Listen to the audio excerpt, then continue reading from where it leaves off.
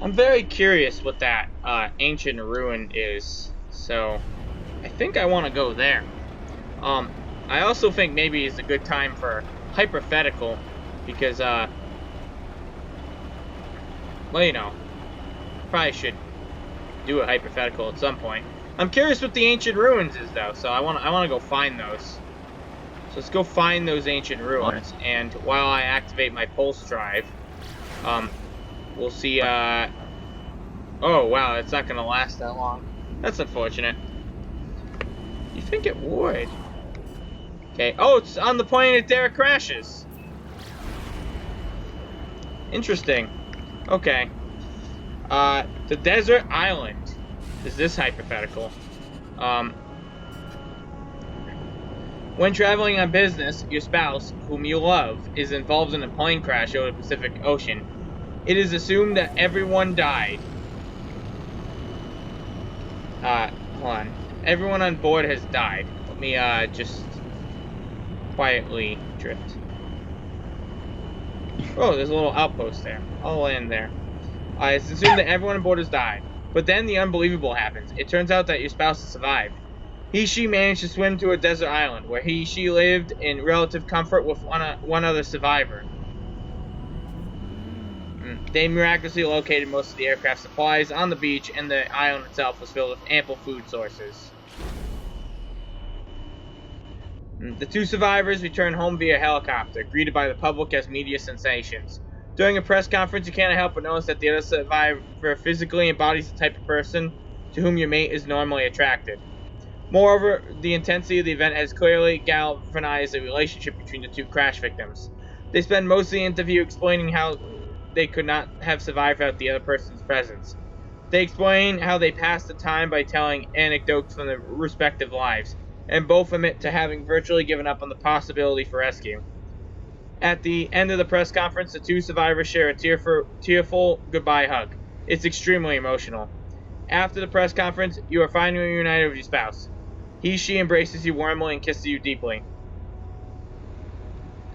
How long do you wait before asking if he/she was ever unfaithful to you on this island? Do you ever ask? And if your mate's answer is yes, would that, under these specific circumstances, be acceptable? Alright, well, first off, I'm never going to ask, because, like, I would trust them enough to tell me if it happened on their own. Now, if they did just come to me like, hey, just so you know, we fucking, not anymore, but like, we were, and be like, why wasn't I invited? I mean, why weren't you invited? They were stranded on a fucking desert island.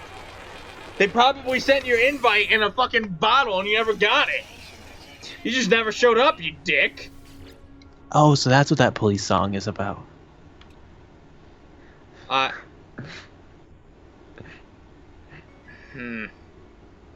don't know what song you're referencing, and I don't know if I want to know.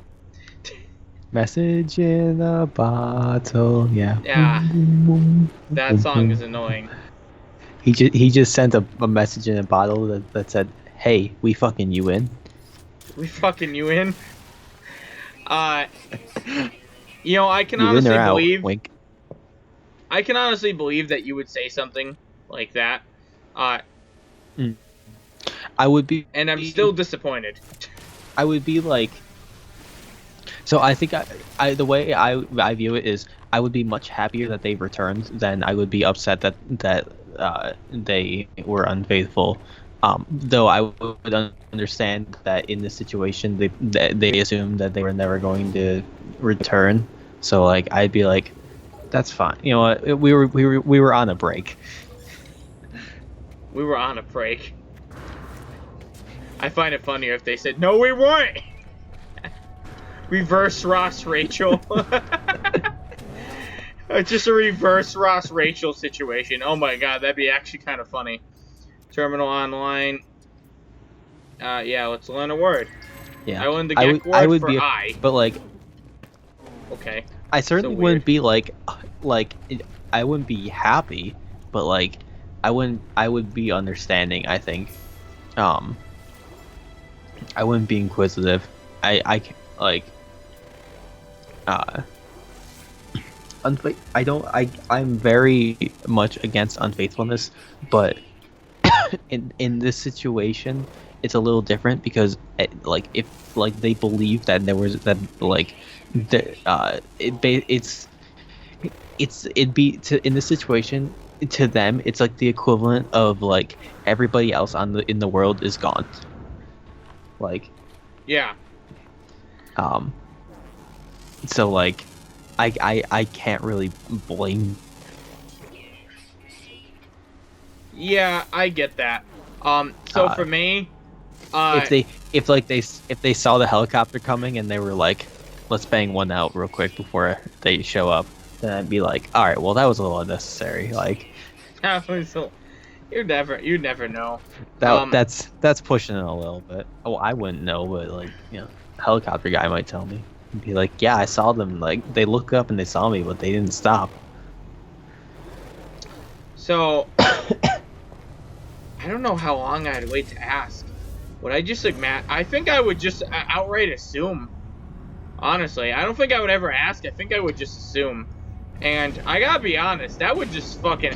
I mean, in this situation, I'm somehow dating someone, which already doesn't quite add up, which makes me begin to believe that something is wrong here. Zinker, you look at it and you're like, honey, I've got to ask you a question. Did you crash that plane to get away from me? I would believe that, honestly. That would not surprise me. Knowledge stone.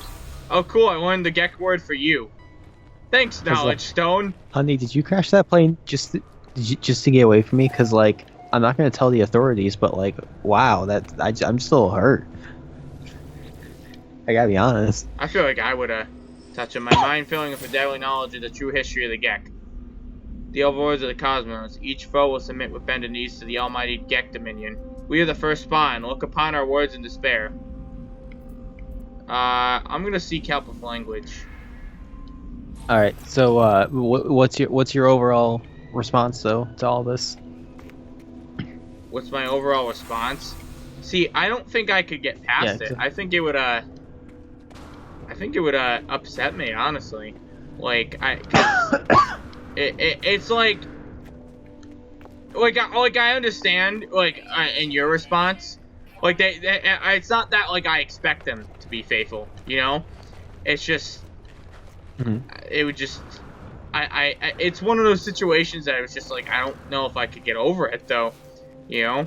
And I don't know what I do. My main thought is like so like part of my thought is like I would like before we start dating, I would assume someone else has had sexual relations as well, or like with someone. So like to me, it's not like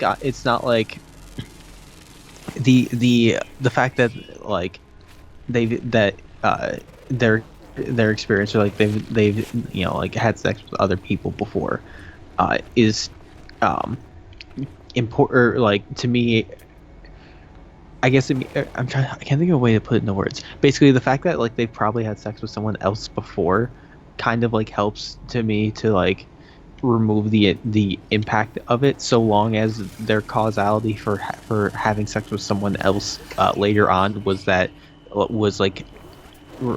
rational cause. In that, like in this case, I would deem it a rational cause because, as far as as far as you were concerned, like.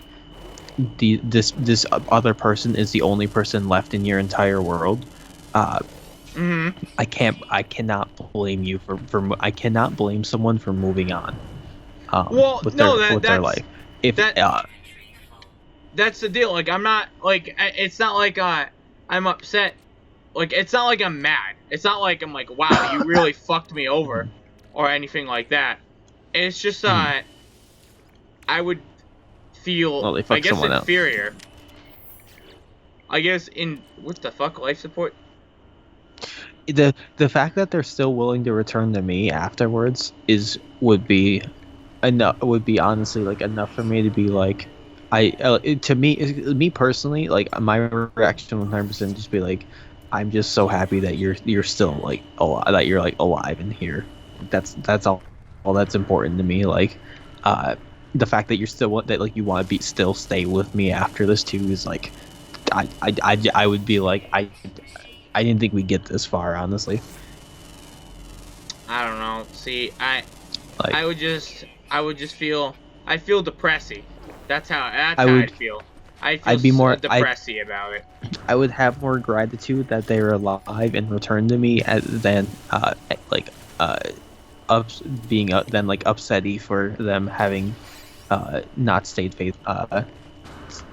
Because like I wouldn't even really be that upsetty. I'd be like, that's fair. I don't know. I'd be like, oh man, I feel like the other person would be better. Although, than me, you know, and they are, considering like the tearful goodbye and all that. As far as I'm concerned, the one thing that would throw a ratchet in this for me, I think, is if like the guy got her pregnant and she wanted to keep it. That'd be like the biggest thing that would throw a ratchet in this. It's just like, I don't know what I do in that situation, because like I don't want a kid, and I especially don't want someone else's kid. Yeah, that's true. But I mean, if they're keeping it, that means they want him to be the father, right? So I feel like that isn't them choosing you. No, I would assume she wants me. I would assume she wants me to be the. I'm saying in this situation, like, she's still with me. And like, obviously I'm not gonna have a wife, or like I wouldn't expect someone to, I wouldn't think someone is going to she's gonna father the child with the other guy, unless like the other guy just wanted to basically like take custody of the child afterwards, after like the child is born, in which case that I would be okay with that. But life has lots of crazy things happen. Like, to me, the way I would view this at the end is, I would just be like, you had this crazy fucking adventure that happened, and like all this stuff happened. Like, this is just kind of like, it's to like, because to them it's probably like it'd be a big part of their life, really, because like it doesn't specify how long they're gone, but I'm assuming they're gone for like a year or so is what I would assume. If they're gone for a week, then like I like, that's not enough I wouldn't think that's enough to if the guy's like, if the guy is like me, that's definitely not enough time to seduce someone. So like, oh, Derek, that's plenty of time for a lot of people. Yes, but it specifies that they are your spouse's type, and if they are your spouse's type, I assume I'm also my spouse's type. I guess so. So I'm assuming they're like me. Oh man, this means that they're a freaking brown guy. I'm gonna lose. I lose big time in this situation. Aww. See what I mean? Like, I would assume that this is a big part of. I would just feel inferior at all points. You know, like, and that's what I don't like. Like how I'm literally creating the earth around. I'm trying to create a dome. It's not letting me create any more. I wouldn't feel inferior, but rather I wouldn't feel inferior. Rather, I would feel equal, and I would be very grateful that my spouse came back to me.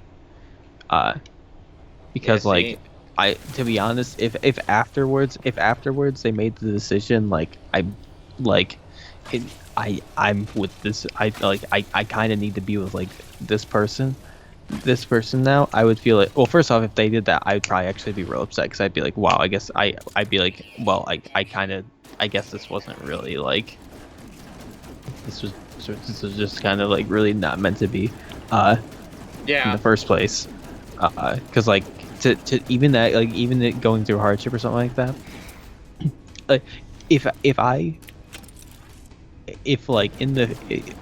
my spouse was missing or was gone for 10 years, I'm not the kind of person who can move on. I would not move on, definitely. I would, like, I continue with my life, and I would just be like, like I'd be sad about it and all, but like I wouldn't like move on to a new person or anything like that. I'm not the kind of person. If I've reached a point where I'm married to someone, I am committed at that point.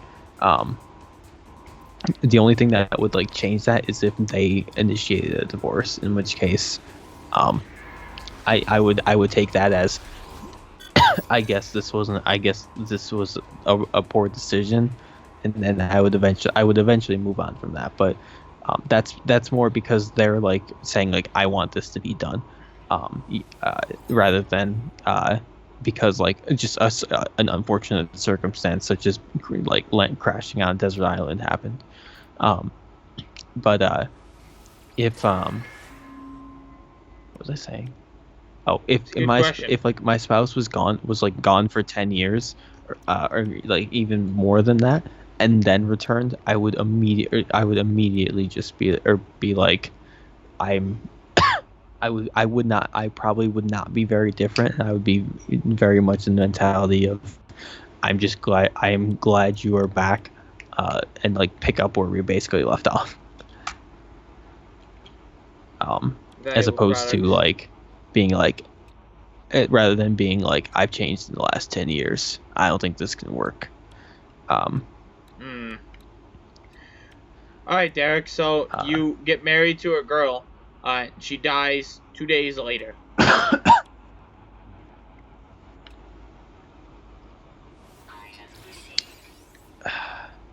That's tough.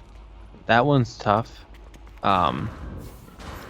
That one's tough because like I guess in the other situation I assume that there's no way they're coming back. So I guess it's kind of the same thing, really. Sure is. I designed it that way. It depends on how long we've been dating. It depends on how long we were dating before then, and how long I knew them, and I think. Let's say 2 years. 2 years. Perish. I guess it also depends on how old I am too. Like, there are other 28? factors. If I'm like, because like, I'm 28. I think after a long grieving period, I might be able to move on. I don't think that would have been enough of my life to like solidify it for the rest of my life. Because like, I don't know. If your spouse dies, the way I see it, I say you're greenlit to meet someone else. I mean, not like. Well, I guess you have to wait a grieving period. So you don't have to, but like you probably will. Yeah, you probably. more like yeah, you probably will have a grieving. I'd hope you have a grieving probably period. Should. Well, fuck, she died. Time to fuck someone else immediately. God damn. Well, alright, I guess. Yeah. I guess that's fine. I guess it's time. It's time to fuck. Yeah. My thought is like, if you're eventually, and like you probably know it when you hit it too. It's not like a finite number exactly, but there's certain milestones where like after like a certain amount of years with somebody, you'd reach the point of like, I will never be able to change, or never go to someone else. And it's not everybody that's like this, but at least for me, I would hit I think after a certain amount of years with somebody, I would reach a point where I'm like, this is my forever now. This is my life now. Okay. And there's like no going back. If we were dating for 2 years, and if we were dating for 2 years, and then she died like 2 days after being married, my thought would be like, while that is still like a decent amount of like my lifespan, I would still say it. I would probably like, let's say I'm like 20, because like let's say I'm like 25, or like, and like she dies when I'm like 20, when I'm 27, then yeah, that's, I still have, hopefully I have at least like, I have maybe 20 years ahead of me at least, assuming I don't just like, assuming nothing specifically unfortunate happens, like I'm probably gonna perish when I'm like 40 or when I'm like in my late 40s, early 50s probably. But say that, buddy. Like, I don't know. I'm not as healthy as I should be. Me either. Anyways, but like my point is like that's still a significant 2 or 3 years isn't worth 2 or 3 years of happiness isn't followed by severe grief isn't enough of my life really to just cut off the chance to find more happiness again in like somebody else like that. Like it's not enough of my life to like just like be like that's it, I'm cut off from doing this again. Like okay. I think there's certain milestones where like you after like that's the way I view it is like I have like let's say I plan to live to 90. I don't think I honestly don't, with my luck, I honestly don't think I'll get that far. But let's say I like plan to live to 90. If my spouse dies when I'm 30, I've literally only lived a third of my life, and I wasn't even conscious for like the first 15 years. So like first 15 years. Like I don't so you like, mean the first 23 years? I'm 22. I stand by my but statement. Once I get to 23, then yeah.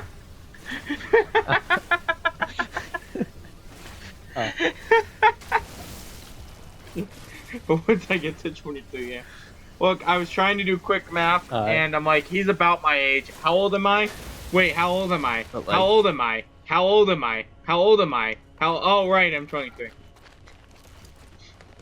But it's a lot harder. I don't want to pull some like Romeo and Juliet bullshit, where I'm like, I love this woman. I hope not. Oh no, she's dead. Then guess I gotta fucking die. Guess I gotta fucking die. Like 5 days later, like not even 5 days later. I don't think. It was like 2 days later. It didn't even. Yeah. Like, no, it was the same day. What are you talking about? well, she woke up like 2 days later after seeing Romeo had killed himself. She died. Something she like died that. They were, Romeo and Juliet is the stupidest love story of all time, if you can even call it that. It really is. It's so stupid. Why do we even care about it? It's people who kill themselves over someone that they met once.